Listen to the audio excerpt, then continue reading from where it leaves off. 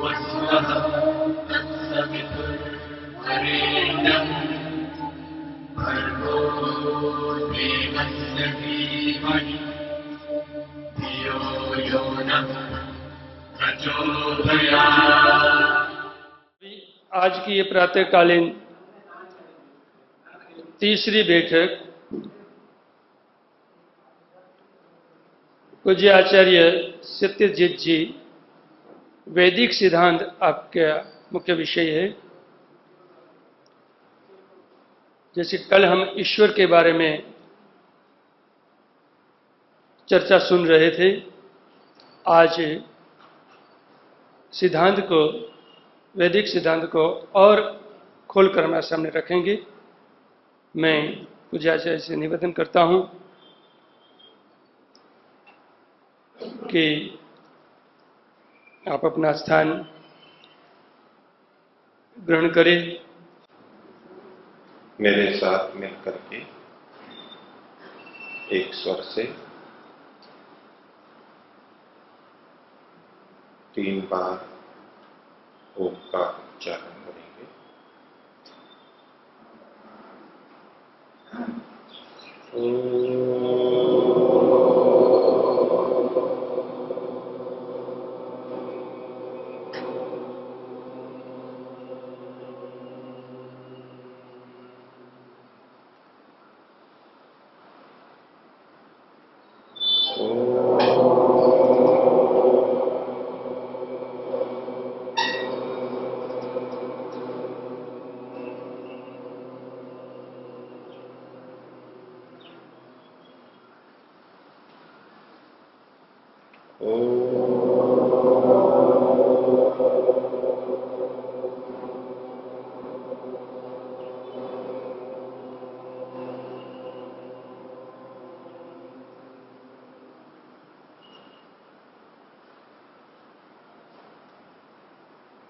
आदरणीय रक्षक जी, सभा के प्रधान सुरेश चंद्र जी, महामंत्री जी और सभी समस्त अधिकारीगण आदि सज्जनों, सैद्धांतिक विषय में आज आत्मा का विषय ले रहा हूं। केवल कुछ झलक देखने के लिए कुछ थोड़ा सा विषय ईश्वर का लिया। हम सब स्वाध्यायशील हैं और आत्मा के विभिन्न गुणों को हम लोग सुनते समझते रहे हैं। सिद्धांत का संबंध हमारे जीवन और व्यवहार के साथ में होता है। सिद्धांत केवल विचार के लिए नहीं होता, केवल वर्णन के लिए नहीं होता। सिद्धांत की उपयोगिता हमारे जीवन के साथ जुड़ करके होती है। आत्मा के लक्षण प्राय आप सभी जानते हैं।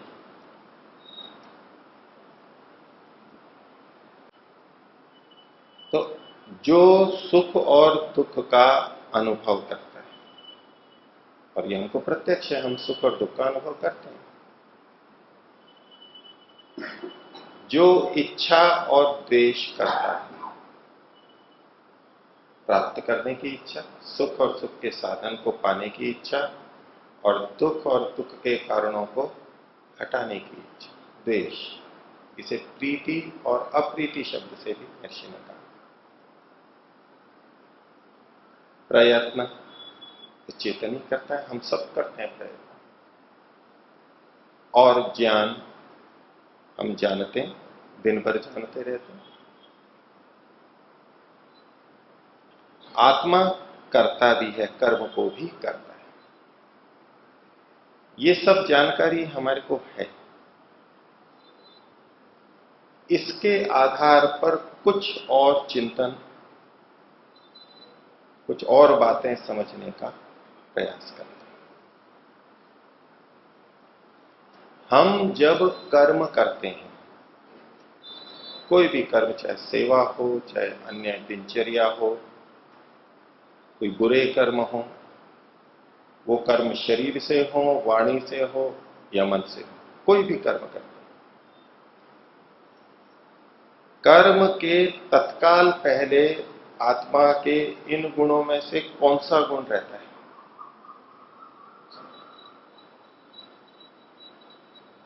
क्या कौन सा गुण हो तो हम कर्म करेंगे? ज्ञान।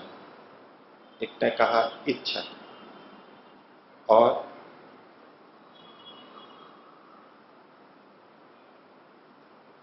प्रयत्न भी रहता है, द्वेष भी रहता है, और सुख दुख भी रहता है या नहीं? किसी कर्म को करते हैं उसके पीछे सुख दुख का संबंध भी जुड़ा रहता है या नहीं? जुड़ी तो सब चीजें रहती हैं, इनमें से एक भी चीज नहीं हटाई जा सकती। हम कर्म कर रहे हैं, शारीरिक, वाचनिक या मानसिक, उसके पीछे इनमें से प्रत्येक चीज मिलेगी। इच्छा और द्वेष में से कोई एक मिलेगा, सुख या दुख में से कोई एक मिलेगा किसी एक कर्म के संदर्भ में, लेकिन दूसरे कर्म के संदर्भ में दूसरी चीज हो सकती है। लेकिन कर्मों के पीछे तो ये सब रहेंगे।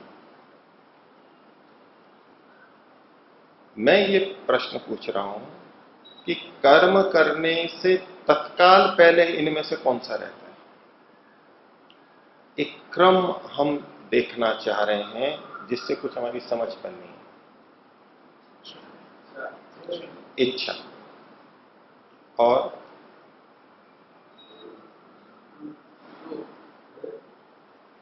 भिन्नता है। आपने सुख कहा, एक ने प्रयत्न भी कहा। अच्छा, ये विचार कीजिए कि प्रयत्न और इच्छा में से कौन सा पहले होगा? पहले प्रयत्न होगा फिर इच्छा होगी, या पहले इच्छा होगी फिर प्रयत्न होगा? इच्छा पहले होगी, एकदम स्पष्ट आपने। ये प्रयत्न कर्म से भिन्न चीज है, ये ध्यान रखना। कर्म का मतलब क्रिया, जो शरीर, वाणी और मन से करते हैं। यहां जो प्रयत्न शब्द है, ये प्रयत्न कर्म या क्रिया नहीं है। वैशेषिक दर्शन में गुणों के समूह में प्रयत्न को लिखा है। प्रयत्न एक गुण है, कर्म नहीं है। जबकि लोक भाषा में हम प्रयत्न, पुरुषार्थ, कर्म एक ही मानते हैं, लोक में ऐसा चलता है। लेकिन जिस संदर्भ में मैं बात कर रहा हूं, प्रयत्न एक गुण है आत्मा का। प्रयत्न आत्मा का एक गुण है जिसके कारण से मन प्रेरित होता है और फिर अन्य इंद्रियां, शरीर आदि में गति होती है। तो जो हम कर्म करते हैं उसके तत्काल पहले कौन सा गुण आत्मा का इनमें से होगा? होंगे सब, लेकिन तत्काल पहले कौन सा होगा? प्रयत्न। और प्रयत्न और इच्छा में जब बात आई तो इच्छा पहले और प्रयत्न बाद में।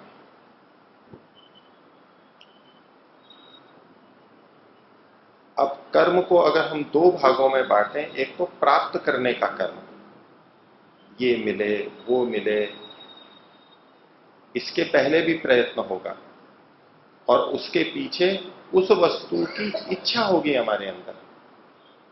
इच्छा होगी, प्रयत्न होगा और हम उसको पाना चाहेंगे। लेकिन हमारे जितने कर्म होते हैं सब पाने के लिए तो नहीं होते। अभी सफाई की इतनी बात चल रही है तो हम कुछ वहां से गंदगी हटाना भी तो चाह रहे हैं।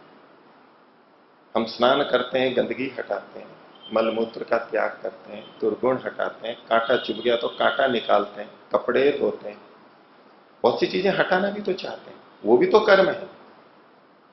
उस कर्म के पहले भी आत्मा का प्रयत्न गुण तो रहेगा,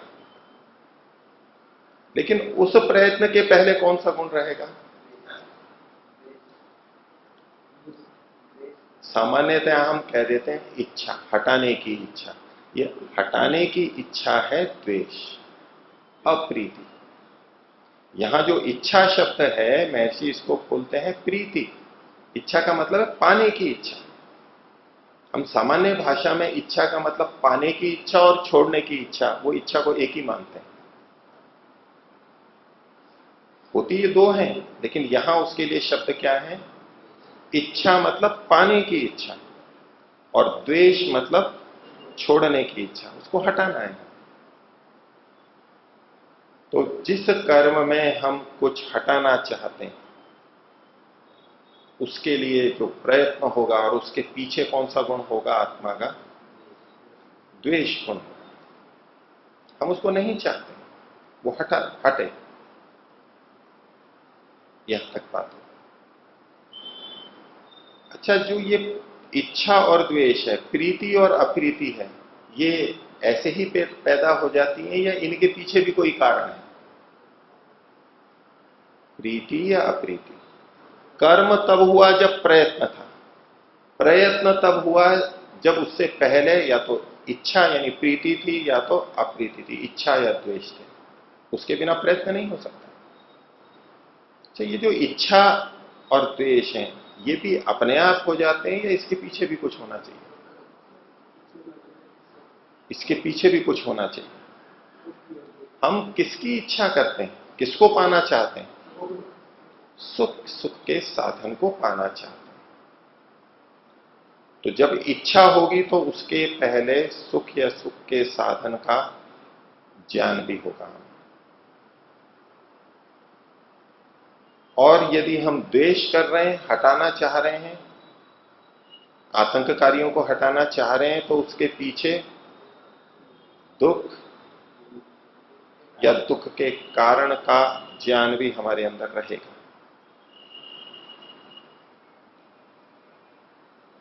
और सुख और दुख कैसे होते हैं? सुख और दुख ऐसे ही उत्पन्न हो जाते हैं या वो भी कुछ होते हैं? कब सुख होता है, कब दुख होता है? उसका भी कोई कारण होगा। उसका कारण क्या? सुख का कारण क्या? अनुकूलता है। वो अनुकूलता क्या? एक अनुभूति है। वो कैसे पता लगा हमारे को ये अनुकूल है? हमें कैसे पता लगा अनुकूल है? हम कुछ खाते हैं, पीते हैं, लेटते हैं, किसी से बात करते हैं, कुर्सियां ठीक लगी हुई हैं, दुर्गंध नहीं है, साफ सुथरा है, जो जो भी चीजें हैं। अर्थात सुख और दुख की अनुभूति का संबंध हमारी ज्ञानेंद्रियों के साथ जुड़ा हुआ है। कुछ ज्ञान या कुछ सूचनाएं, कुछ अनुभूतियां अंदर जा रही हैं और उनमें हम अनुकूल प्रतिकूल अनुभव कर रहे हैं। अनुकूल अनुभव कर रहे हैं ये सुख है, और प्रतिकूल अनुभव कर रहे हैं वो दुख है। तो ये क्रम एक आपके सामने आ गया। क्या इसको बदल भी सकते हैं? अभिक्रम यह है कि कर्म बिना प्रयत्न के कर्म नहीं होगा,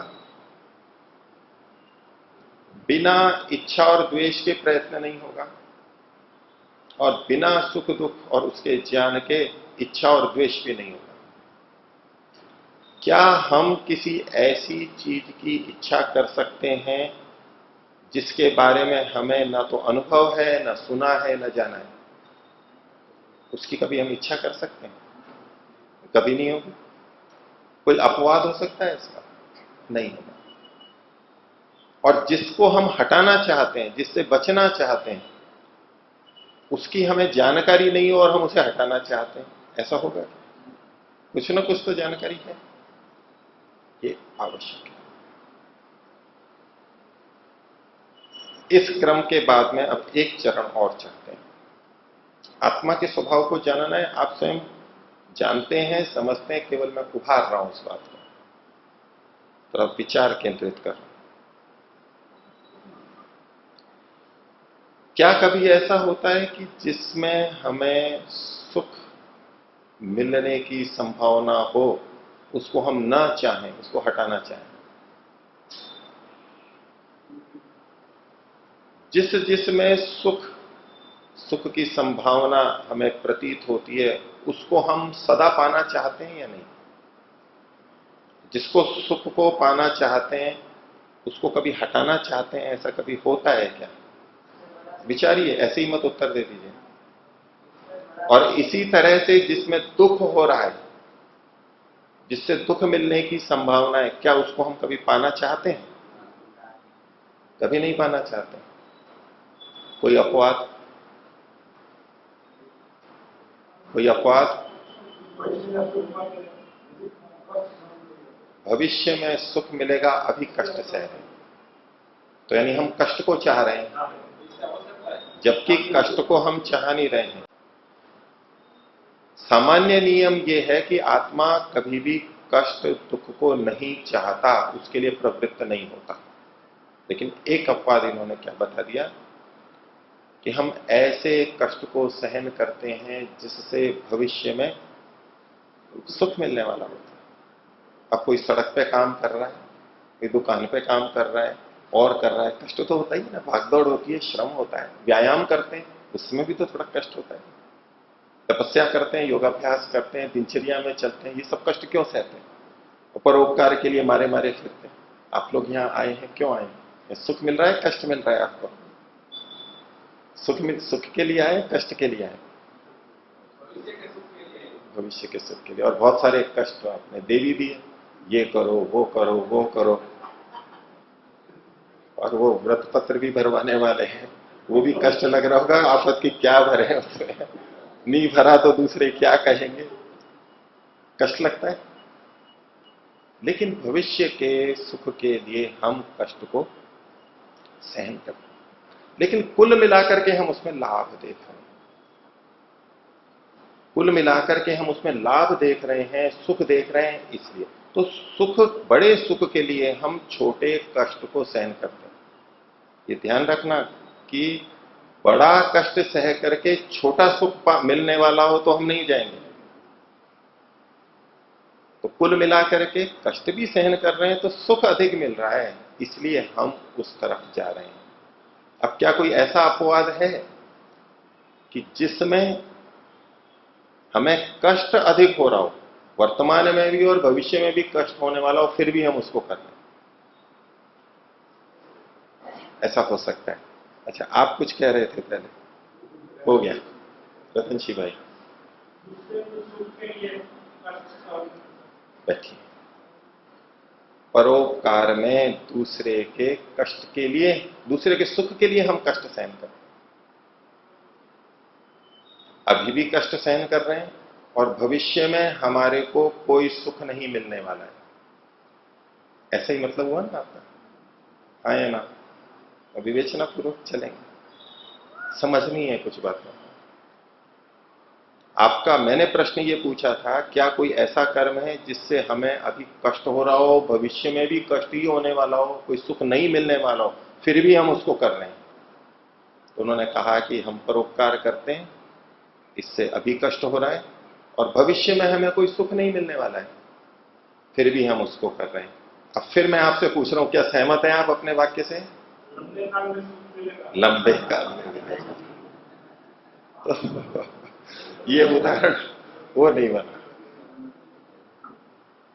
इस जन्म में या अगले जन्म, कभी भी हो, आपके दिमाग में पुण्य है, भविष्य में सुख मिलेगा, ये है। अब मैं फिर से प्रश्न रखता हूं, क्या कोई ऐसा कर्म है, कोई भी उदाहरण आप जो आए मन में देखिए और अवश्य रखिए, कि जिसमें अभी और भविष्य में कुल मिला करके दुख अधिक मिल रहा हो और उसे हम करते हैं? कोई उदाहरण? जीवन का बड़ा अनुभव आप सबके साथ में है कि जितने जितने वर्ष आपने जिया है अपने जीवन को जागरूकता से, कोई उदाहरण ऐसा है? बताइए। झूठ बोलते हैं?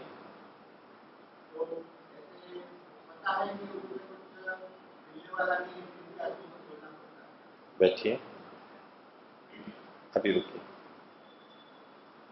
उदाहरण कौन सा ढूंढ रहे हैं हम कि वर्तमान में भी जिसमें कष्ट हो और भविष्य में भी कोई सुख नहीं मिलने वाला हो, कष्ट ही मिलने वाला हो, ऐसा कोई कर्म हम करते हैं क्या? तो उन्होंने कहा कि हम झूठ बोलते हैं। हमें पता है कि झूठ बोलना गलत है और भविष्य में भी कष्ट मिलने वाला है उससे। कौन देगा कष्ट? परमात्मा देगा। तो कष्ट के लिए हम झूठ बोलते हैं क्या?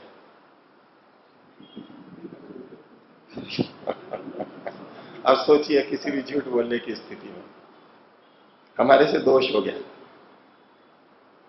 अब दूसरों को पता ना लग जाए इसलिए हम झूठ बोल देते हैं, क्योंकि पता लगा तो अपयश होगा, डांट पड़ेगी, दंड मिलेगा, ये कष्ट है।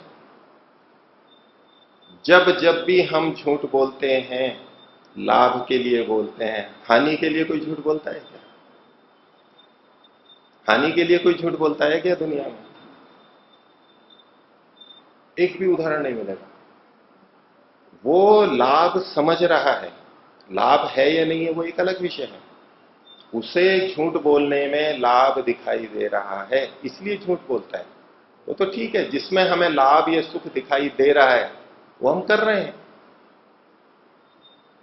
प्रश्न मैं ये पूछ रहा हूं कि क्या कोई ऐसा कर्म हम करते हैं जिसमें हमें कष्ट ही दिखाई दे रहा हो, कष्ट ही दिखाई दे रहा हो और फिर भी हम कर रहे हैं? हम आत्मा के स्वभाव को जान रहे हैं इस सिद्धांत के अनुसार। हाँ, कौन हाथ खड़ा कर रहे थे पीछे से? बदनशील है। आत्मा का हनन करना। आत्मा का हनन करना, जैसे उसका कोई उदाहरण दे दीजिए, मैं आप सबको बहुत स्पष्टता से बताऊं। जैसे अपनी परिस्थितियों से दुख हो रहा है और इससे छूटने के लिए वो आत्मा हनन करता है, आत्मघात करता है, आत्महत्या कर लेता है। बैठिए। परिस्थितियां खराब हैं, विपरीत हैं, कष्ट हो रहा है और अपने आप को मारना बहुत कष्टप्रद है, सामान्य व्यक्ति तो कर ही नहीं सकता, और वो फिर भी अपने को कष्ट दे रहा है, यानी मृत्यु में जा रहा है, छत पर से कूद रहा है, पानी में कूद रहा है या जहर खा रहा है, परेशान होगा, तड़पेगा, फांसी लगा रहा है, कितना कष्ट सहन कर रहा है। तो जितने आत्महत्या करने वाले हैं वो आत्महत्या के कष्ट को सहन करने के लिए ये करते हैं या किसी और के लिए करते हैं? प्रयोजन फिर वही प्रश्न आ जाएगा, आप बताइए। वो बैठे, वो कष्ट के लिए ये कर रहा है या कष्ट से बचने के लिए कर रहा है? उसके सामने दो तरह के कष्ट हैं। एक तो जीवित रहते जो कष्ट मिल रहा है लोगों से, विपरीत परिस्थिति में जो कष्ट मिल रहा है, एक तो ये कष्ट उसके सामने है और एक कष्ट मौत वाला है। ये दोनों कष्ट हैं उसके सामने, एक तरफ कुआं, एक तरफ खाई। अब उसने ये निर्णय किया कि जीवित रहा तो जिंदगी भर और कष्ट भुगतता रहूंगा वर्षों तक, इससे तो एक बार कष्ट भोग लूं और समाप्त। तो ये भी आत्मा का स्वभाव है, बड़े कष्ट से बचने के लिए वो छोटे कष्ट को अपनाता है। एक कष्टप्रद चीज को भी वो ग्रहण करता हुआ दिखता है। कब?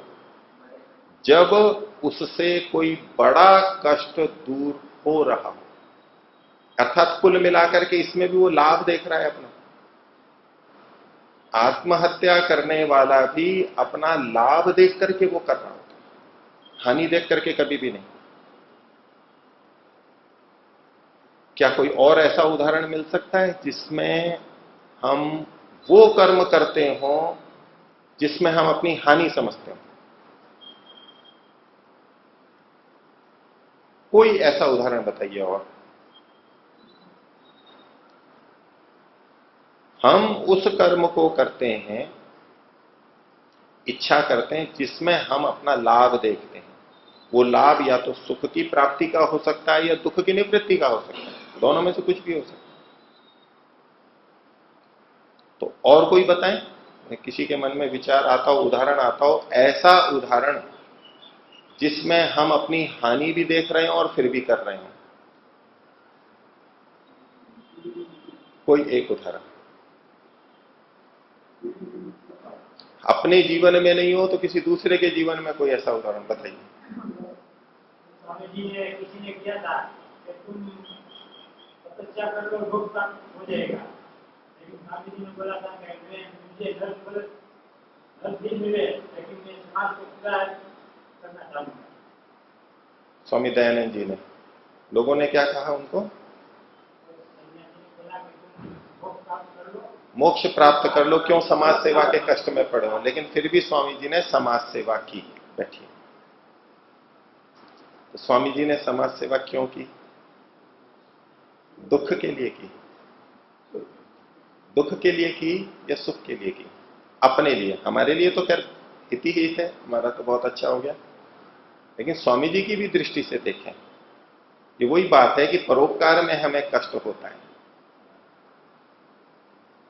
देखिए, सिद्धांततः अगर हम यूं देखें कि महर्षि ने मुक्ति सुख को छोड़ करके ये समाज का काम किया, ये हम भावनात्मक रूप से भले ही ये माने कि बहुत महानता की, लेकिन ऐसा कभी नहीं है।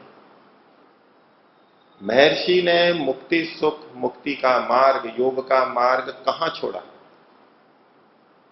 उसका पालन करते हुए उन्होंने समाज का काम किया।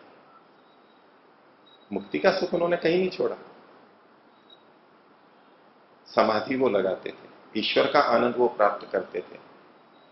महर्षि का कोई कार्य बता दीजिए जो मुक्ति को छोड़ करके उन्होंने समाज हित के लिए ऐसा कर दिया। मुक्ति वाला मार्ग बनाए रखते हुए समाज का काम किया। वो चाहते तो ना भी करते समाज का काम, लेकिन समाज का काम भी अपने सुख के लिए किया जाता है। जैसे कोई पान का बिजनेस कर रहा है, पान का, जी, उसको पता है भविष्य में दुख मिल रहा है, लेकिन परिवार का पोषण करने के लिए उसको करना चाहिए। जी जी। पान का मतलब ये गुटके वगैरह का, तो उससे जीविका चलाने के लिए कर रहा है, लेकिन भविष्य में कष्ट दुख मिलेगा, ये हमारा कहना है। तो वो लाभ देख रहा है ना उसमें। कुल मिलाकर के क्या देख रहा है वो? अभी लाभ है, बाद में हानि है। अच्छा, अभी का लाभ और बाद की हानि में से कौन सा ज्यादा दिखाई दे रहा है उसको? अभी का लाभ ज्यादा दिखाई दे रहा है ना, तो बड़े लाभ के लिए तो करता ही है। हम ये कहें दिखाई नहीं देता है, अलग बात है। उसका ज्ञान क्या काम कर रहा है? भविष्य में उसको बहुत पाप लगेगा, दुख मिलेगा, लेकिन अभी उसका ज्ञान क्या काम कर रहा है? अभी क्या ज्ञान काम कर रहा है उसका? वो वर्तमान में कुल मिलाकर के अधिक लाभ देख रहा है, हानि भविष्य में जो होने वाली है उसको देख नहीं रहा है। अर्थात कर वो वही रहा है जिसमें उसको लाभ दिखाई देगा।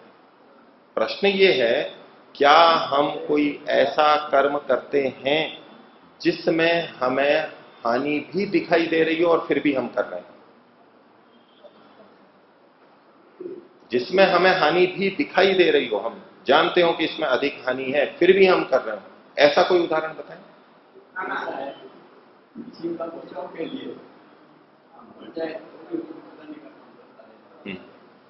इन्होंने एक उदाहरण दिया कि किसी की जान बचानी हो, जैसे कोई डूब रहा है और अनेक बार उसको बचाने में व्यक्ति अपनी जान दे देता है, तो दूसरे की जान बचाने में उसने अपना जीवन गंवा दिया, तो उसने अपनी हानि कर ली, ऐसा समझ करके वो कूदा था। उसने वो कर्म किस लिए किया था? बचाने के लिए किया था, और ये पता है कि मेरा जीवन जाने वाला है, जैसे कि सैनिक लोग करते हैं, ऐसा होता है। उसमें वो अपना कोई लाभ नहीं देख रहा है।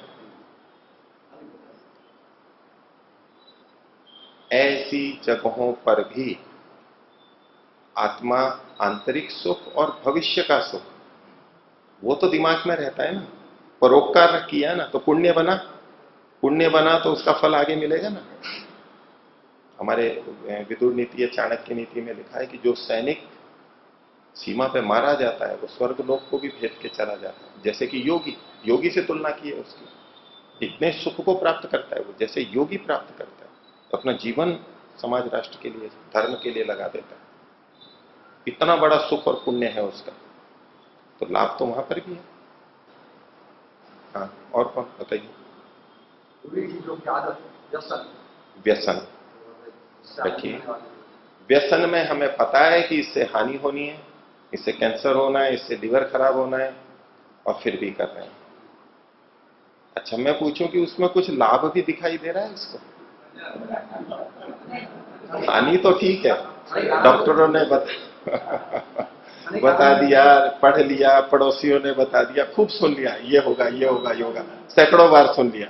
अब मैं पूछ रहा हूं, क्या उसको कोई सुख या लाभ दिखाई दे रहा है? दिखाई दे रहा है। अच्छा, अब फिर ये सोचिए कि उसको सुख अधिक दिखाई दे रहा है या दुख अधिक दिखाई दे रहा है? उसकी दृष्टि से उसका दिमाग क्या काम कर रहा है? आपको तो दुख अधिक दिखाई देगा, इसलिए आप उसको सुझाव दे रहे हो, और आप सेवन नहीं करते नशे का, लेकिन उसका ज्ञान क्या काम कर रहा है उस आत्मा का?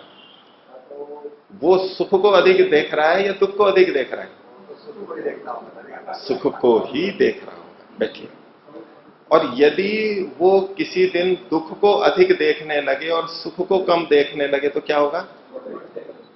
छोड़ देगा, पक्की बात, पक्की बात। और यदि सुख को अधिक देख रहा हो, दुख को कम देख रहा हो, तो कभी नहीं छोड़ेगा। ये आत्मा का स्वभाव है या नहीं है? इसका कोई अपवाद नहीं देखने को मिलेगा। आपने बहुत सारे उदाहरण देखे, हम समझ रहे हैं आत्मा का सुख दुख, इच्छा द्वेष, प्रयत्न और ज्ञान, इसमें क्या क्रम रहता है और कौन से समीकरण है, आंकड़े हैं अछूत। ऐसा होगा तो ही ऐसा होगा, ऐसा नहीं होगा तो ऐसा नहीं होगा। इसका कोई अपवाद बताइए, और कोई बताना हो तो अपवाद बताइए, फिर मैं अपनी मुख्य बात करूंगा, या तो अगली कक्षा में मुख्य बात लूंगा। आपको जितना इस सिद्धांत को तोड़ने के लिए उदाहरण देना वो तोड़िए। ये सिद्धांत स्थिर हमें करना है अपने जीवन में या दूसरे के जीवन में। इस सिद्धांत का खंडन कहीं होता हुआ दिखता हो कि जिसमें हित दिखता है उसको हम नहीं कर रहे हैं, और जिसमें हानि दिख रही है उसको हम कर रहे हैं। अब वो उदाहरण बताइए कि जिसमें हित भी दिखाई दे रहा है और फिर भी हम नहीं कर रहे हैं। अभी तक हम क्या देख रहे थे? जिसमें हानि दिखाई दे रही है फिर भी हम उसको कर रहे हैं। अभी वो उदाहरण देखिए जिसमें हित दिखाई दे रहा है, सुख सुख के साधन दिखाई दे रहे हैं, फिर भी हम उसको नहीं कर रहे हैं। ऐसा कोई उदाहरण दीजिए जी। ध्यान और यज्ञ। ध्यान और यज्ञ में सुख या हित दिखाई दे रहा है, लेकिन फिर भी हम नहीं करते हैं उसको। उस समय क्या करते हैं?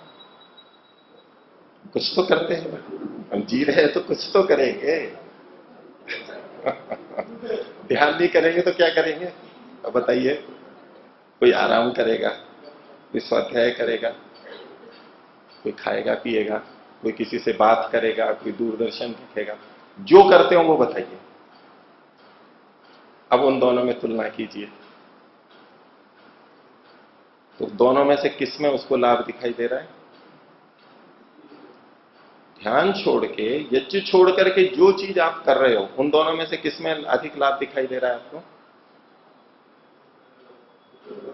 बताइए। ध्यान यज्ञ में अधिक लाभ दिखाई दे रहा है। ऐसा कभी नहीं होगा कि ध्यान यज्ञ में आपको उससे अधिक लाभ दिखाई दे रहा हो और फिर भी आप ध्यान और यज्ञ को छोड़ दें। असंभव। आत्मा का स्वभाव ही नहीं है। ये निश्चित है, आप कभी भी देख लेना। जिस समय ध्यान, संध्या, तपस्या, इनमें लाभ जानते हुए भी, कैसे जाना है लाभ? हमने शब्द से सुना, प्रवचन से सुना और मान भी लिया, लेकिन फिर भी हम नहीं कर रहे हैं। तो जिस प्रकार से दो कष्टों में से बड़े कष्ट को छोड़ने के लिए हम छोटे कष्ट को अपना लेते हैं, जो पिछले उदाहरण है आत्महत्या का, इसी तरह से यदि दो चीजों में हमें सुख दिखाई दे रहा हो और फिर हम किसी एक चीज को चुन रहे हैं उसके बदले में, तो उसका क्या मतलब होगा? सुख दोनों में दिखाई दे रहा है, जिसको अपना रहे हैं उसमें हमें अधिक सुख दिखाई दे रहा है। आप बस स्टैंड पर गए, एक लोकल बस है और एक एक्सप्रेस है या एक डिलक्स बस है, एक ही जगह जा रही है। हम पहले एक बस में बैठ गए थे, तो दूसरी बस आई देखी तो उससे उतर करके वहां चले गए। अब पहली बस भी तो सुखी दे रही थी, तभी तो हमने चयन किया था, जाके बैठे थे। हो सकता है घर से थोड़ा दूर उतारती हो, देरी से उतारती हो, लेकिन हमने चयन किया था। हमारा ज्ञान काम कर रहा था कि ये मेरे लिए हितकर है। अब उसको छोड़ करके दूसरी बस में बैठ गए, तो क्या पहली बस कष्ट दे रही थी? नहीं दे रही थी। लेकिन क्यों छोड़ा हमने? क्योंकि उसकी अपेक्षा अधिक सुख सुविधा, अनुकूलता हमें दूसरी बस में दिखाई दे रही है। तो हमें आराम करने में भी सुख सुविधा दिखती है, टेलीविजन देखने में भी, ध्यान में भी और यज्ञ में भी, सब अच्छे लग रहे हैं। आपका ज्ञान अच्छा है कि सब लाभदायक है। और अब हम ध्यान यज्ञ को छोड़ करके उसकी जगह किसी से बातचीत कर रहे हैं, तो क्या मतलब है इसका? उसमें अधिक रस मिलता है।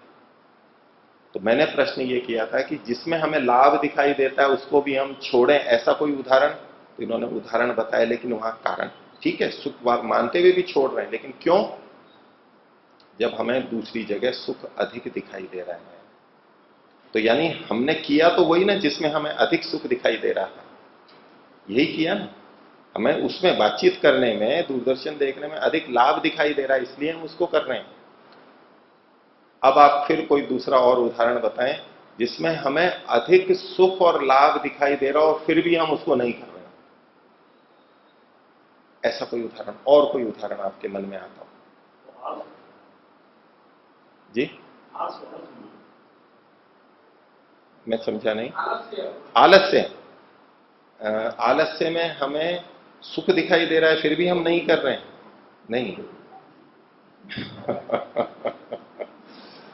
अच्छा ठीक है, चलो आपका उदाहरण लेते हैं। आलस्य में सुख है, यानी आराम में, गद्दे में बैठे हैं, तकिया लगा हुआ है, एसी चल रहा है।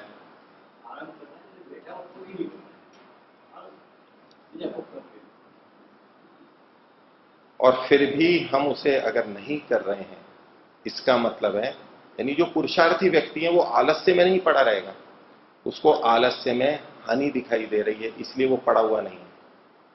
एक व्यक्ति आराम से बैठा है, काम नहीं कर रहा है, और एक व्यक्ति मेहनत कर रहा है, उसको आराम में सुख नहीं दिखाई देता है, लेकिन उससे ज्यादा सुख उसको मेहनत में दिखाई देता है कि, और आलस्य में उसको हानि दिखाई दे रही है।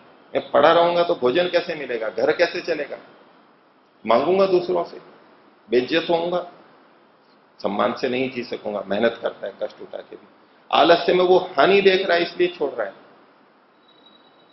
और कोई ऐसा उदाहरण बताएं कि जिसमें हमें बड़ा सुख दिखाई दे रहा और फिर भी हम उस तरफ नहीं प्रवृत्त हो रहे। दान, सेवा, परोपकार, सत्संग। ये वही बात हो गई जो आपने ध्यान और ये बताया था, उसमें आपने दान सेवा भी जोड़ दिया।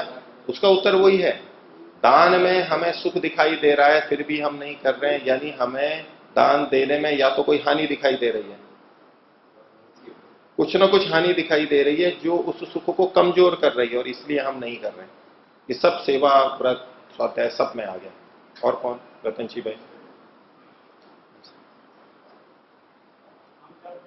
किसी कारणवश चिंताग्रस्त होते हैं तो सामने काम अच्छा करने का काम होता है, लेकिन चिंताग्रस्त होने से हम नहीं कर पाते। जी, तो चिंताग्रस्त होते समय हम अच्छे काम को नहीं करते। क्यों नहीं करते? क्योंकि या तो हमें वो दिखाई नहीं दे रहा है, अथवा हम चिंता में है कि नहीं पहले मैं इस समस्या को सुलझाऊं। अर्थात कोई ना कोई कष्ट, समस्या हमारी बनी हुई है जो हमारी चिंता का कारण है, हम बार बार उसी पे ही सोच रहे हैं। तो जैसे कोई समस्या आ जाती हो तो खाना पीना छोड़ते हैं, खाना बाद में खाऊंगा, पहले इसको सुलझाता हूं मैं। कोई चोर घुस करके आ जाए, उस समय कोई बैठ के खाना खाएगा क्या? पहले चोर को भगाएगा। तो ऐसे ही दिमाग में कोई समस्या आ गई है, चिंतन चल रहा है, चिंता चल रही है, तो उसको दूर करके फिर व्यक्ति चाहता है, क्योंकि दुख को हटा करके सुख को पाना चाहते हैं। तो इन दोनों स्थितियों में भी हमें लाभ दुख को हटाने में लग रहा है। हमारी प्रतीति क्या है कि इस कष्ट को पहले हटाऊं तब मैं इस सुख को लूंगा। ये तो खा लूंगा, कभी भी खाना खा लूंगा, पहले चोर को भगाऊं, पहले कुत्ते को भगाऊं। यहां भी हम लाभ ही देख रहे हैं, और इसलिए हम उस कर्म को कर रहे हैं। तो ये जो आत्मा के गुण हैं, सुख, दुख, इच्छा, द्वेष और प्रयत्न, इनका एक क्रम है और इनमें कुछ निश्चित समीकरण है जिसमें कुल मिलाकर के हम लाभ देखते हैं, उसको ही करते हैं, उसको ही करते हैं, और जिसमें कुल मिलाकर के हानि देख रहे होते हैं उसको कभी नहीं करते। ये हमारा स्वभाव है और इसके आधार पर अब हमें अपना मूल्यांकन करना है।